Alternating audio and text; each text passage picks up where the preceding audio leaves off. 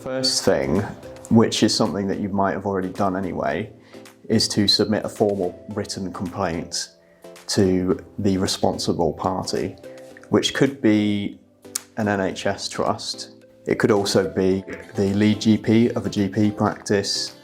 It could be the practice manager of a GP practice or a private hospital.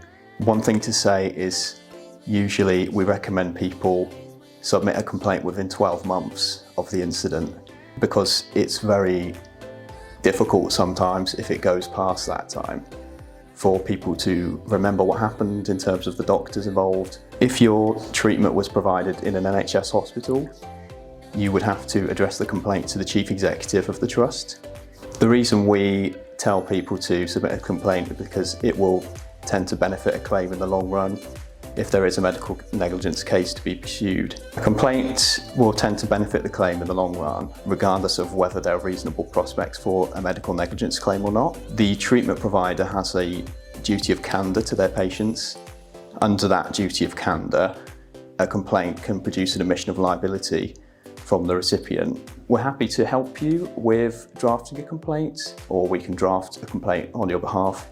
Your complaint should be acknowledged within a couple of weeks usually, and a full investigation should be carried out into the incident. So the response to the complaint should be in writing. It should include some comments about a review of your medical records.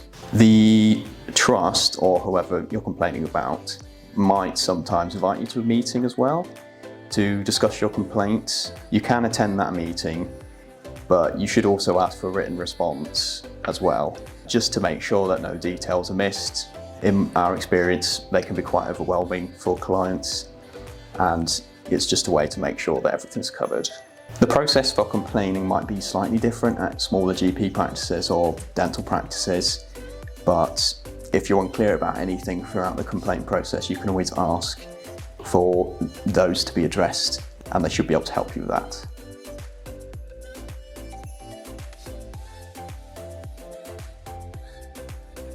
So the limitation date, essentially you have 3 years to bring a claim forward from the date of the incident where the negligence took place. So that's under something called the Limitation Act 1980. You might not have been aware that there was negligence that took place until a later date. There are some exceptions to the limitation rule. For example, a client might lack the capacity to litigate a claim themselves. You can also apply for the limitation to be disapplied if your claim runs out of time, although it is quite rare that the court agrees to that. Sometimes calculating limitation is more complicated. For example, you won't know that there has been any negligence until a later date. So for example, you are diagnosed with something else from another doctor and the original diagnosis is wrong. In that case, you wouldn't have known from the first diagnosis that there was anything wrong. The limitation would start running from when you got that second diagnosis instead.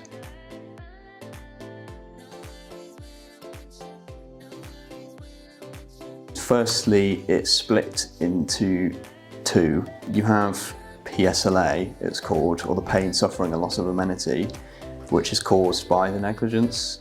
That will cover the basic injury element of it. And then there's also your out-of-pocket expenses. That's things that you've had to pay for essentially as a direct result of the PSLA. So it might be treatment costs that you've needed, travel for medical appointments, loss of earnings from work as well, for being unable to work from the injuries that you've suffered from. Another way to think about that is they're split into general damages and special damages, with general being the PSLA and special being the other losses. The goal, in a sense, of a medical negligence compensation claim is to bring you back to where you were before it happened, so that's just something to bear in mind. In terms of how much yours will be worth is difficult to say because they vary a lot. Each case is unique and has a different set of circumstances and events that transpire and people involved. It's just going to depend on the severity of the injury and the suffering that it's caused you. It's important to understand that the claim is really about the difference between the clinical outcome that you got and the outcome that you expected and should have got. So solicitors work out how much they are worth essentially by consulting what are called the Judicial College Guidelines, the medical evidence on your case from independent medical experts, and also past case law of claims that have settled before where similar things have happened essentially. So that's working out how much it's worth is usually done in the later stages of the claim. It's a lot more difficult to do at the start because the available information is more limited.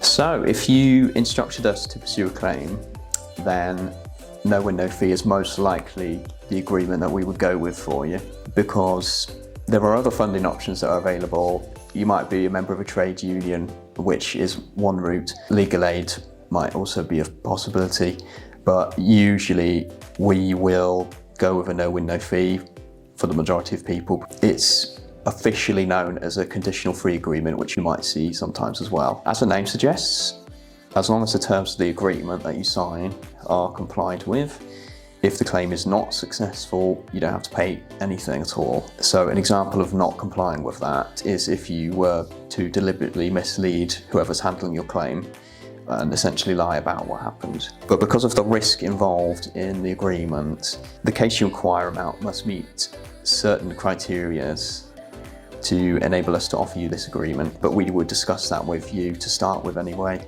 So if it is successful, on the other hand, then under the terms of the agreement, we are entitled to deduct a success fee from the final settlement that you get at the end. There's a cap of up to 25% on that. So also, if you have any future losses to claim for as part of the claim, you might have future loss of earnings, future care costs to pay for, then the success fee deduction doesn't apply to the future losses element. There might be some circumstances in which we can discuss lower success fees with you, but these circumstances are quite limited in which we could do that a lot of the time.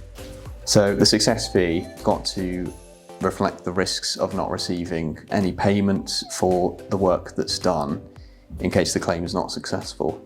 Sometimes the no win, no fee will be backed up by obtaining LEI or legal expenses insurance in relation to the other expenses of the claim, like court fees or fees for medical expert reports.